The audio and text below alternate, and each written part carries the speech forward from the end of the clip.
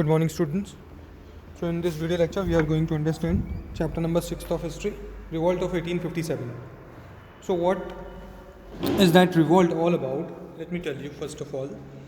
Look, the British attacked on us, or we can say they started rule on us in 1757. Okay, after the 100 years of their ruling, there was a great resentment, मतलब लोगों में anger था, गुस्सा था about the policies of the Britishers की policies को लेकर. So they started revolutioning in different areas. अलग अलग जगह पे उन्होंने क्या कर दिया, विद्रोह शुरू कर दिया, जिसको हम रेवोल्यूशन बोलते हैं. फिर हम ये बोल सकते हैं रिवॉल्ट शुरू कर दिया, जिसको हम नेम देते हैं the revolt of 1857. Okay, so what we learn about, हम क्या क्या पढ़ेंगे. Causes of the revolt, revolt की वजह क्या क्या थी. स्प्रेड ऑफ रिवॉल्ट, रिवॉल्ट क्यों स्प्रेड हुआ. Suppression of the revolt, revolt suppress क्यों हो गया. Failure of the revolt, revolt fail क्यों हो गया. New developments after revolt, revolt के बाद नए नए क्या क्या चीज़ें शुरू हुई, और केस स्टडी पढ़ेंगे अवध के बारे में. सो बाई 1857 के तक India had completed 100 years of British rule. India ने 100 years कंप्लीट कर लिए थे ब्रिटिश रूल के. During this period the Indians were unhappy.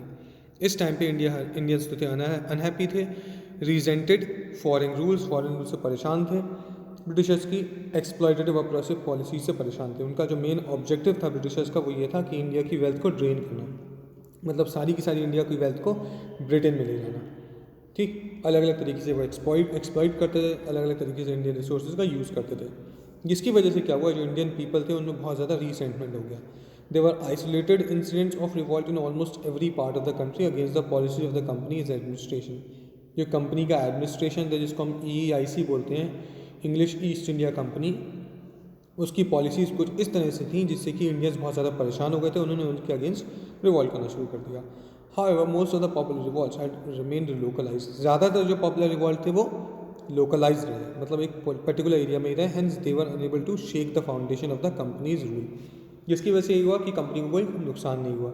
The great uprising of 1857 started as a revolt of soldiers but took the form of widespread popular revolt. शुरुआत हुई थी soldier revolt से, लेकिन बाद में पूरा वाइड स्प्रेड हो गया था. चलिए कॉजेज पढ़ते हैं क्या क्या होते हैं. रीजंस क्या क्या थे रिवॉल्ट होने के. देयर आर डिफरेंट रीजन, जिसको हम पॉलिटिकल रीजन भी बोल सकते हैं, इकोनॉमिकल भी, और साथ साथ में सोशल रीजंस. तो पहला है political causes. Some of the policies adopted by the Lord Dalhousie called wide spread resentment among the Indian rulers. कुछ जो पॉलिसीज थी लॉर्ड डलहौजी जो अपनाई थी, उसकी वजह से काफ़ी सारे इंडियंस में रीसेंटमेंट आ गया था, मतलब लोग बहुत ज़्यादा परेशान हो गए थे. जैसे डॉक्ट्राइन ऑफ लैप्स. मैं आपको बता दूँ डॉक्ट्राइन ऑफ लैप्स क्या था. मान लीजिए किसी राजा की कोई संपत्ति वगैरह है, अगर राजा की डेथ हो जाती है तो वो सारी की सारी संपत्ति किसके पास आ जाएगी, ब्रिटिशर्स के पास आ जाएगी, अगर कोई उसका हायर नहीं हुआ तो. राइट, तो उस वजह से काफ़ी अलग अलग जगह थी जिसको लॉर्ड डलहौजी ने अपना लिया था. जैसे सतारा हो गया, नागपुर हो गया, झांसी हो गया, इसी पॉलिसी को अपना कर इससे लोग परेशान हो गए. Dalhousie also started interfering in the Indian affairs. Internal affairs जो थे उनमें उसने इंटरफेयर करना शुरू कर दिया था इंडिया के.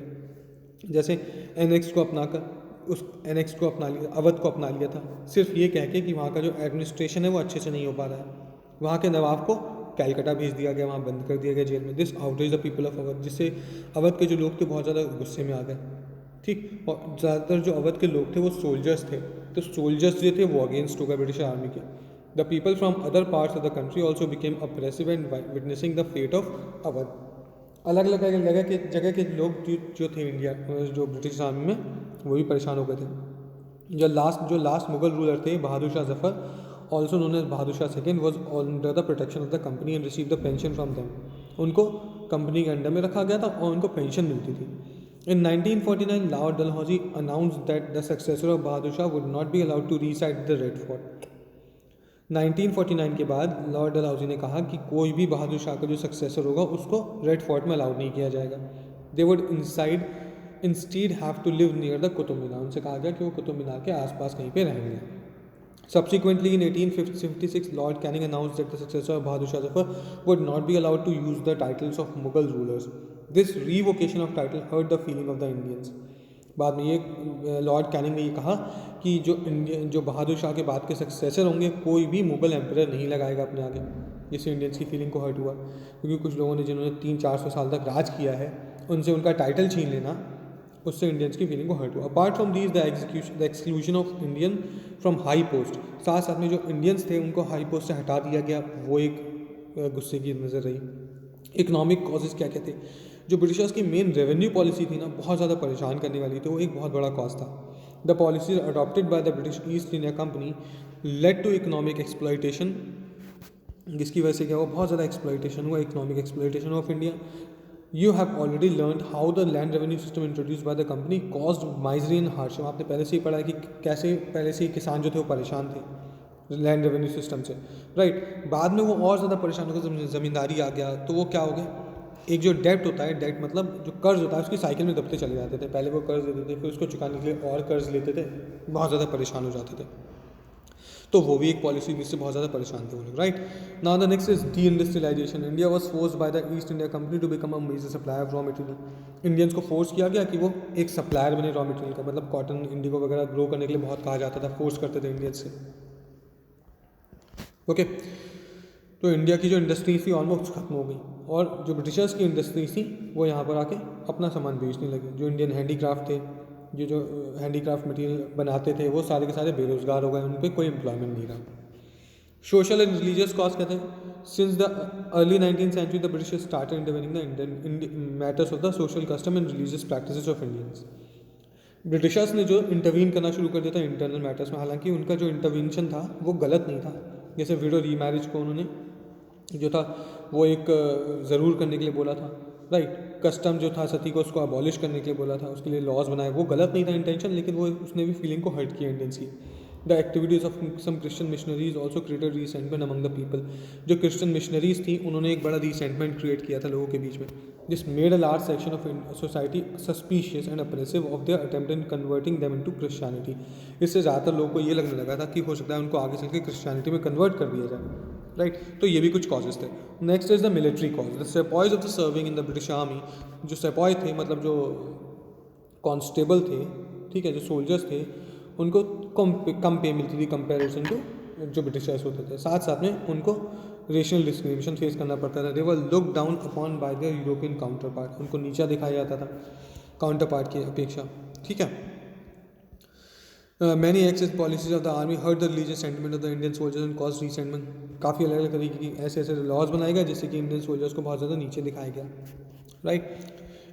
इमीडिएट कॉज क्या थे, तुरंत का कॉज जिसकी वजह से वॉर एक्चुअली शुरू हुई। The introduction of the Enfield rifles in 1857 served as the trigger for the revolt. सबसे बड़ा रिवॉल्ट का रीज़न यही था। 1857 में इनफील्ड राइफल्स आई, राइफल जो चलाने वाली होती हैं, वो एक बहुत बड़ा रीज़न था। इट वॉज र्यूमर्ड, ये र्यूमर फैलाए गए और वाई फैलाए गए दैट द कैट्रिजेस फॉर, जो कैट्रिजेस हैं मतलब जो गोलियां हैं, these rifles were covered with a layer of grease made of animal fat. ये कहा गया कि वो एनिमल फैट से बनाई हुई है। These cartridges has to be bitten off before being loaded. उनको काटा जाता था दांतों से जब उनको लोड करते थे। This went against the religious sentiment of both Hindus and Muslims. इसलिए हिंदूज और मुस्लिम्स दोनों क्या थे, इसके अगेंस्ट हो गए, क्योंकि पहले जो ज़्यादातर लोग होते थे वो क्या थे, नॉन वेजिटेरियन नहीं होते थे, वेजिटेरियन होते थे इंडिया में, तो उसकी वजह से ये हुआ, दिस वेंट अगेंस्ट द। तो वो एक बहुत बड़ा रीज़न था कि ये जो रिवॉल्ट था वो शुरू हो गया। On 29 March 1850 Mangal Pandey sepoy 34th Bengal native infantry at Barrackpore rebelled and refuse to use the Enfield rifle. 29 March 1857 को मंगल पांडे जो कि एक सेपॉय थे, एक सोल्जर थे 34th बंगाल नेटिव इन्फेंट्री ने, उन्होंने मना कर दिया था कि वो इस राइफल का यूज़ नहीं करेंगे, इस एनफील्ड राइफल का यूज़ नहीं करेंगे, तो ही वॉज एग्जीक्यूटेड। उनको फांसी पर लटका दिया गया। It led to the revolt in other places with culminated the great uprising at Meerut, जिसकी वजह से क्या हुआ, जो रिवॉल्ट था बहुत ज़्यादा फैल गया और मेरठ में भी फैलता चला गया। स्प्रेड ऑफ द रिवॉल्ट का स्प्रेड कैसे हुआ? The revolt that had started out as a protest against the grease catches spread other parts of the country. जो एक ग्रीस कैचेजेस को ना यूज़ करके स्प्रेड शुरू हुआ था रिवॉल्ट का, तो पूरी कंट्री में फैल चुका था। The great uprising that started at Meerut on 9 May 1857 9 मई को बहुत बड़ा एक अपराइजिंग हुआ। Indian soldier refuse to use the cartridge. Indian soldiers ने मना कर दिया था कि उस कैट्रिज का यूज़ नहीं करेंगे और रिवॉल्ट में पार्टिसिपेट करना शुरू कर दिया। They storm the jail and freed their soldiers. वो जेल में घुस गए और सोल्जर्स को फ्री करा लिया। शॉट द यूरोपियन ऑफिसर्स, और जो यूरोपियन ऑफिसर्स थे उनको डेड कर दिया। डिस्कनेक्ट द टेलीग्राफ लाइन्स, जो टेलीग्राफ लाइन्स थी उनको कट कर दिया गया of all the communication for the European. जितनी भी यूरोपियन कम्युनिकेशन थी वो सारी बंद कर दी गई, right.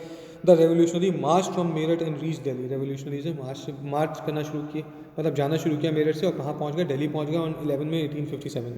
A small British garrison at Delhi could not resist them. एक छोटा सा ब्रिटिश गैरिजन था दिल्ली में, वो उसको रोक नहीं पाया, and the city fail into the hands of the rebel. और जो पूरी की पूरी सिटी थी दिल्ली की, वो पूरी की पूरी किसके हाथ में चली गई? जो रेबेलियन थे उनके हाथ में चली गई। With 2 days Mughal emperor Bahadur Shah Zafar was declared the leader of the uprising and soon the revolt covered most of the areas from Delhi to Bihar. जो मुगल एम्परर थे बहादुर शाह जफर, उनको लीडर माना गया। ओके, और जो एरिया था वो कहाँ से कहाँ तक फैल गया? दिल्ली से लेकर बिहार तक वो पूरा एरिया फैल गया। Nana Sahab was the leader of the uprising in Kanpur. Nana Sahab को कानपुर का लीडर माना गया। He captured Kanpur and declared himself the Peshwa. उन्होंने कानपुर का कैप्चर कर लिया, उसको अपना पेशवा मान लिया, मतलब लीडर मान लिया। But this is victory was short lived, लेकिन उनकी जो विक्ट्री वो छोटे टाइम के लिए। The British force reach Kanpur and captured it. British forces Kanpur पहुंचे, उनकी कैप्चर कर लिया। नाना साहब एस्केप्ड समवेयर, नाना साहब वहाँ से निकल गए टुवर्ड्स नेपाल। तांतिया टोप and one of the greatest general of Nana Sahib keep fighting. Tantia टोप और नाना साहिब के एक लीडर थे, उन्होंने फाइट करना तो जारी रखा, बट उनको भी बाद में मार के टांग दिया गया। Begum Hazrat Mahal was the leader of uprising in Lucknow. Begum Hazrat Mahal जो कि लीडर से लखनऊ से जो लीडर थी, ओके, उन्होंने अपराइजिंग को बढ़ाया। People from all ranks join the uprising. हर तरीके के रैंक के लोगों ने अपराइजिंग को ज्वाइन किया। The revolution besieged the residency and kill most of the Englishman. ज़्यादातर इंग्लिशमैन को मार दिया उन लोगों ने, okay, including the notorious English general O'Neill. एक नोटोरियस इंग्लिश जनरल था ओनील, उसको भी मार दिया गया। People and soldiers of Jhansi revolted against the company rule and asked Rani Lakshmibai to lead the uprising. Jhansi के जो लोग थे, क्योंकि इस समय झांसी की रानी लक्ष्मीबाई थी, उन लोगों ने झांसी की रानी से कहा कि वो भी क्या करें, पार्टिसिपेट करें उसमें और इसको आगे बढ़ाएं जो रिवॉल्ट चल रहा है। Rani Lakshmibai one of the bravest leader of the uprising. जो रानी लक्ष्मीबाई थी वो भी एक बहुत बड़ी लीडर बन के उभरी उस टाइम पे, 1857 के टाइम पे। Okay, so this is it from this video. Thank you for watching.